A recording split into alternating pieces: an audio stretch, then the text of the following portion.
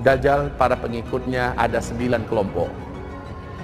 Salah satu kelompok terkuat Dajjal di akhir zaman adalah Yahudi, termasuk wanita, termasuk kelompok pengikut Dajjal, dan kaum munafikin. Ya Rabbi bil Mustafa balligh maqasidana.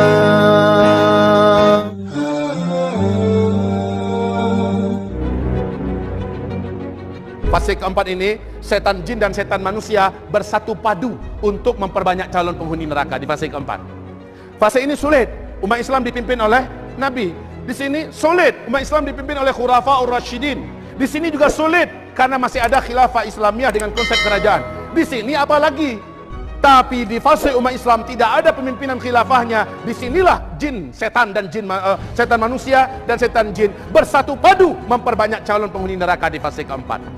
Apalagi dengan keluarnya Dajjal, iblis instruksikan ke seluruh setan yang ada, ke seluruh jin-jin yang mutamarrid agar bersatu dan melayani kepentingan Dajjal dalam rangka memperbanyak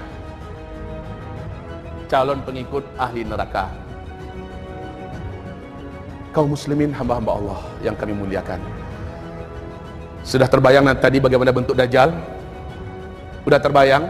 Satu lagi yang saya belum sebutkan tadi. Dajjal itu kakinya ketika berjalan, kata Rasul, jempol kaki kanan dengan jempol kaki kirinya saling berdekatan. Dua mata kakinya saling berjauhan. Kalau dia berjalan, dia mampu melesat dengan kecepatan yang tidak ada satupun makhluk yang bisa seperti itu. Kecepatan Dajjal ini menjadikan manusia yakin dia adalah Tuhan. Oke. Dajjal, para pengikutnya ada 9 kelompok. Salah satu kelompok terkuat Dajjal di akhir zaman adalah Yahudi, termasuk wanita, termasuk kelompok pengikut Dajjal, dan kaum munafikin. Terkejut? Dan kaum munafikin. Ketika Dajjal keluar, mereka akan menyembah Dajjal, sujud kepada Dajjal. Nah, ciri-ciri, tanda-tanda Dajjal akan keluar, kata Rasulullah sallallahu alaihi wasallam di dalam hadis yang diriwayatkan oleh Fatimah binti Qais. Diceritakan hadis ini oleh Fatimah binti Qais. Hadis ini sahih Imam Muslim. Di dalam sahih Imam Bukhari juga ada. Hadis ini, kaum muslimin yang kami muliakan, digelari oleh para ulama dengan gelar hadis Al-Jassasah. Kenapa hadis Al-Jassasah? Tamim Ad-Dari bercerita, saya dengan 20 awak kapal terombang-ambing di tengah laut Yaman. Ombak lautnya setinggi-tinggi bukit dan gunung. Kami tidak mampu mengendalikan kapal, langit gelap, hujan lebat turun, petir menyambar dan angin sangatlah kencang. Akhirnya kami terdampar di sebuah pulau di tengah laut Yaman. Di malam hari, kami tunggu sampai besok pagi, lalu kami turun seluruhnya dari kapal, masuk ke dalam pulau itu. Sesampainya kami di tengah pulau, kami berjumpa dengan seekor binatang berkaki 4 bertubuh besar dan tinggi. Binatang ini bulunya hitam dan tebal. Kami ketakutan melihat binatang itu. Saking tebal bulunya, kami tidak mampu membedakan mana bagian kepala tu binatang, mana bagian pantatnya. Tiba-tiba binatang itu menyeru dan memanggil kami. Kami ketakutan, kami lari meninggalkan binatang tersebut, karena kami menyangka dia adalah jin betina atau setan betina. Ketika kami lari, dia sudah mencegat kami di depan dan berkata, kalian tidak usah takut dengan saya tidak akan menyakiti kalian. Saya adalah Al-Jassasah. Nah ini, makanya hadis ini digelari oleh para ulama dengan gelar hadis Al-Jassasah. Saya adalah Al-Jassasah.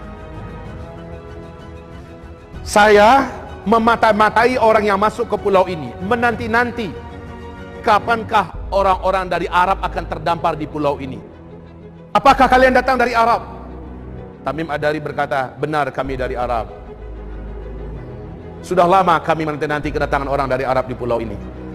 Pergilah kalian ke kuil tua sana, kata binatang ini kepada Tamim Ad-Dari dan rombongannya. Di kuil tua sana ada seorang lelaki yang sudah sangat lama menanti-nanti kabar berita orang-orang yang datang ke pulau ini dari Arab. Datanglah kalian kepadanya. Kami lari tunggang langgang meninggalkan binatang itu menuju ke tempat yang ditunjuknya. Sesampainya kami di kuil tua itu, di bangunan tua itu, mata terbelalak, mulut ternganga. Ada apa? Karena menyaksikan seorang lelaki bertubuh gompal tergeletak di lantai. Kedua kakinya diikat dengan rantai besi yang sangat besar dan berat. Rantai itu menyambung ke kedua tangannya, diikat dengan rantai besi yang besar dan berat itu. Dan rantai tersebut pun menyambung ke lehernya, dan lehernya dibelenggu dengan besi yang besar dan berat. Laki-laki itu tidak mampu bergerak. Kami berkata, celakalah engkau, siapa engkau? Kata laki-laki itu, nanti aku akan kabarkan kepada kalian siapa saya. Apakah kalian datang dari Arab? Kami menjawab, benar, kami dari Arab. Kalau bahasa kitanya, Pak, yes. Laki-laki ini sangat senang. Saya sudah lama menanti-nanti kedatangan orang dari Arab. Apakah di Arab sudah muncul seorang lelaki ummi yang mengaku-ngaku sebagai nabi penutup, nabi terakhir, namanya Ahmad atau Muhammad? Udah muncul apa belum? Kami menjawab, sudah. Oh, sudah dekat. Apakah kalian beriman kepadanya? Kami menjawab, sebagian kami beriman kepadanya, sebagian lagi tidak beriman. Laki-laki yang terikat itu berkata, sebaiknya kalian beriman kepadanya karena itu baik buat kalian. Lalu dia bertanya, dijawab. Dia bertanya, dijawab. Dia bertanya, dijawab. Nah, pertanyaan berikut ini yang penting buat kita sekarang. Pertanyaan berikut ini, apakah kalian tahu dengan mata air Zughar? Kami menjawab, kami tahu. Apanya yang ingin engkau tanyakan? Apakah mata air itu sekarang masih mengeluarkan airnya? Kami menjawab, sekarang airnya tetap keluar dan tetap banyak. Lihat saja, sebentar lagi airnya akan kering. Dia bertanya lagi, apakah kalian tahu tentang kebun kurma Baisan? Tamim Ad-Dari menjawab, kami tahu. Tentang apanya dari kebun kurma Baisan itu yang ingin engkau ketahui? Kebun kurma itu sekarang masih berbuah enggak? Maka kami menjawab, buahnya banyak dan lebat saat ini. Sebentar lagi buahnya akan habis. Lihat saja, buahnya akan habis. Dia bertanya lagi, kalian tahu tidak tentang Danau Tiberias? Kami menjawab, kami tahu persis Danau Tiberias itu. Tentang apa yang ingin engkau ketahui berkaitan dengan danau itu? Maka laki-laki yang terikat ini berkata, airnya sekarang masih banyak enggak? Kami menjawab, airnya banyak dan tidak kurang sedikit pun.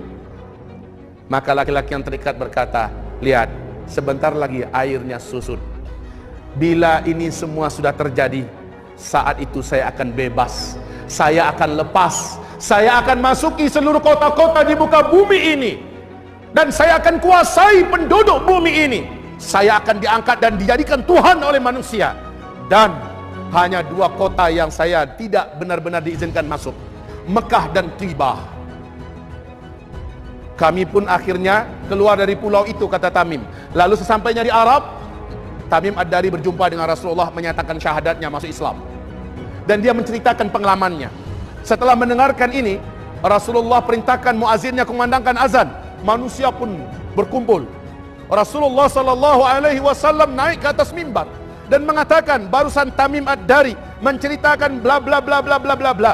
Ketahuilah oleh kalian, lelaki yang ada di tengah pulau laut Yaman itu, dia adalah Dajjal.